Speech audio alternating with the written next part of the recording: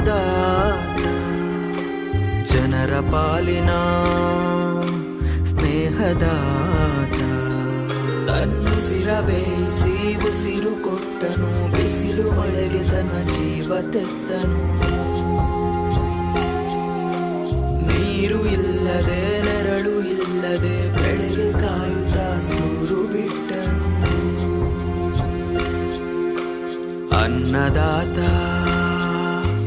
ಅನ್ನದಾತ ನಮಗೆ ನೀವೇ